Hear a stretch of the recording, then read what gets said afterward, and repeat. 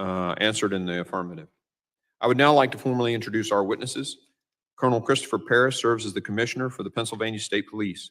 In this role, he exercises command, administrative, and fiscal authority over the Pennsylvania State Police, the 10th largest police agency in the United States. Commissioner Paris has served in the Pennsylvania State Police since his enlistment in 1999. Thank you for the support getting to the site yesterday. Mr. Patrick Yos currently serves as the President, National Fraternal Order of Police. In this role, Mr. Yos leads the order and its more than 367,000 law enforcement members in representing police officers and the profession. Prior to taking his current role, Mr. Yos served an impressive 36 years as an active law enforcement officer. I thank the witnesses for being here today, and I now recognize Colonel Paris for 5 minutes to summarize his opening statement. Chairman Green, Ranking Member Thompson, Homeland Security Committee members, good morning. I am Colonel Christopher Paris, Commissioner of the Pennsylvania State Police. I would like to take this opportunity to offer our condolences on the passing of Congresswoman Lee. I would also like to take this opportunity to express our condolences to the Comparator family and offer our continued prayers to Mr. Dutch, Mr. Copenhaver, as well as former President Trump as they continue to recover. I'm humbled to be here today and testify about a tragic incident which has deeply impacted the Butler community, the Commonwealth of Pennsylvania, and our nation. I would like to dedicate my testimony here today to the approximately 6,400 women and men, civilian and enlisted, of the PSP who work tirelessly for Pennsylvania, and it is my honor to lead them. I'd like to offer a perspective that this is very much an ongoing, complex, and dynamic investigation. And each day, as we arrive at day 10 today, I learn multiple new facts as we uncover new information as the investigation progresses. I'd like to offer a point of clarification affirmatively about PSP's role. Prior to the shooting, our role was to support the Secret Service with personnel and assets that they requested. Our operation plan completed to fulfill this responsibility consisted of 32 members, and we had two main responsibilities: a motorcade operation for the transportation with the Secret Service of former President Trump, as well as manning and staffing security posts inside the secure area of the Butler County Farm Show. Additionally, we provided two marked cars with uniformed troopers outside of the secure perimeter to provide roving duties, as the name implies, responding to incidents that may occur as a large gathering of people were moving to the venue. After the shooting, very early after the shooting, I had a conversation with the FBI, wherein the FBI is the responsible investigating agency for the attempted assassination of a former president under federal law. The same actions that led to that also led to the homicide of one Pennsylvanian and the attempted homicide of two additional, as well as the use of force by the Secret Service counter sniper to neutralize the threat of Mr. Crooks, thus necessitating an officer-involved shooting investigation. So the PSP currently is conducting a criminal investigation parallel to and in concert with the FBI to identify any and all parties criminally culpable under Pennsylvania state law for the homicide and for the attempted homicides. And as I said, we are additionally conducting an investigation into the U.S. Secret Service counter sniper who neutralized the threat posed by Crooks after he opened fire. I've been recently briefed about the Department of Homeland Security's commissioned after action report. I can tell you that the Pennsylvania State Police will fully cooperate with that investigation, and it's my hope that I can answer some questions here today without sacrificing that ongoing investigation and prove to be of value to the committee. Thank you very much. Thank you, Colonel Paris. I now recognize Mr. Yos for 5 minutes to summarize his opening statement. Good morning, Chairman Green, Representative Thompson, and distinguished members of the House Committee on Homeland Security. My name is Patrick Yos, and I'm the National President of the Fraternal Order of Police, the nation's oldest and largest law enforcement labor organization. I'd like to first take this opportunity to recognize a long-term member of Congress and a member of this committee, Sheila Jackson-Lee, for her contribution to great work done here in Washington.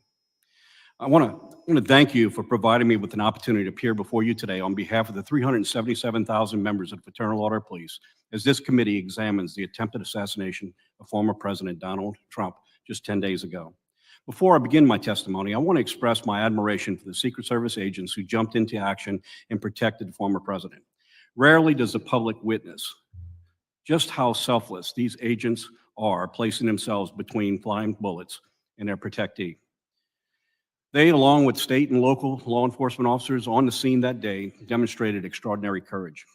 I also want to extend my thoughts and prayers to the family of Corey Comparator and the others who were injured that day.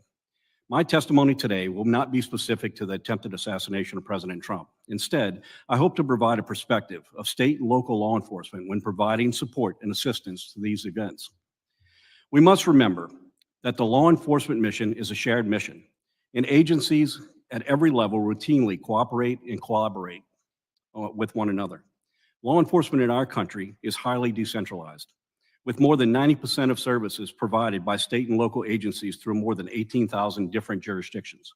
State and local agencies would not be effective without the support of their federal colleagues, and our federal partners would be unable to perform their functions without the assistance of state and local agencies.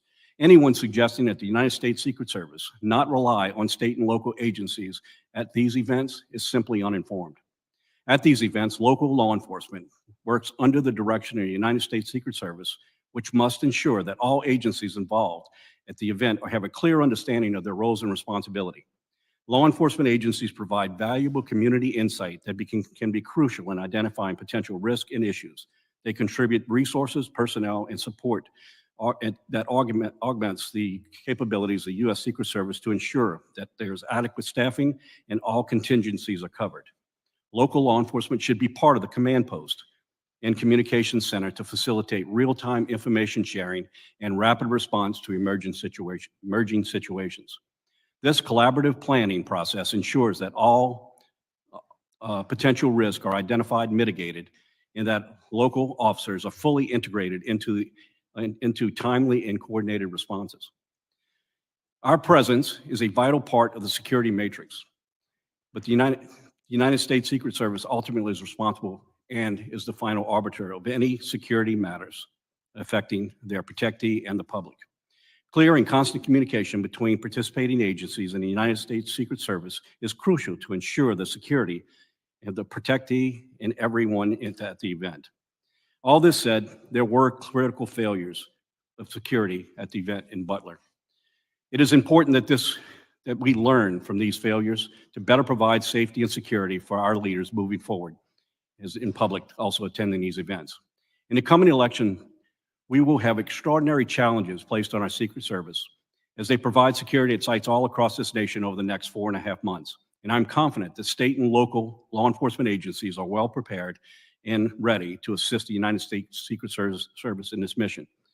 I want to pause for a moment, and I want to flag another issue that often creates unnecessary obstacles for agencies within working together in real time, and that being interoperable communications. In the aftermath of 9/11, Congress wisely established FirstNet to address the voice and data communication failures faced by officers, partners, and first responders. To facilitate full use of FirstNet's advanced capabilities, we strongly urge Congress to ensure that our nation's public safety organizations at all levels of government are aware of and fully leverage the critical communication lifeline. Further, Congress and the FCC must take all necessary steps to guarantee FirstNet's continued success and evolution. In conclusion, close collaboration between Secret Service and their advanced teams and in local law enforcement agencies provide indispensable support that ensures the safety and security of our nation's leaders and the public. These collaborative efforts should exemplify the very best in our interagency cooperation and underscore our collective commitment to national security. I want to thank you for the opportunity to appear here today, and I'd be more than happy to answer any questions. Thank you, Mr. Yos. And Colonel Paris, I just want to make sure I say this. You feel comfortable at any time to say, I'm sorry, this could compromise the investigation. These guys get this all the time. This is classified information. They're accustomed to that. So just, you know, they're gonna be cool with that, I assure you. Members will be recognized by order of seniority when we come back from votes, but we will take a recess and return 10 minutes after the last vote.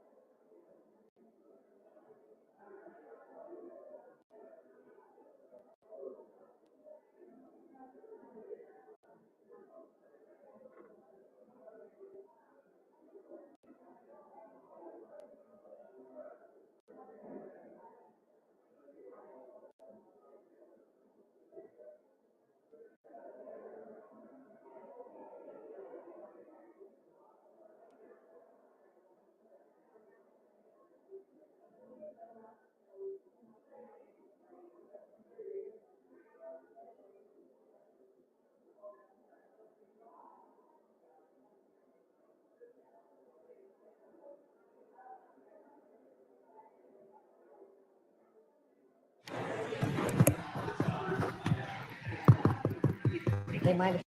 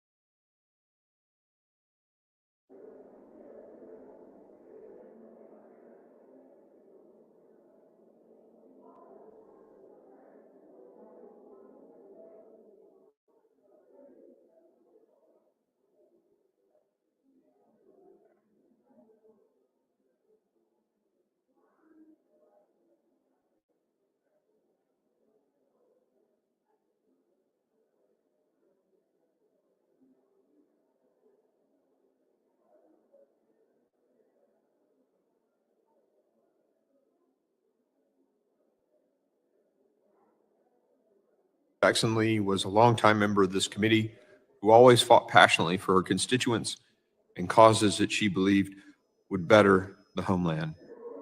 I would like to yield to the ranking member for his remarks check. that he'd 1, like 2, to 3. make.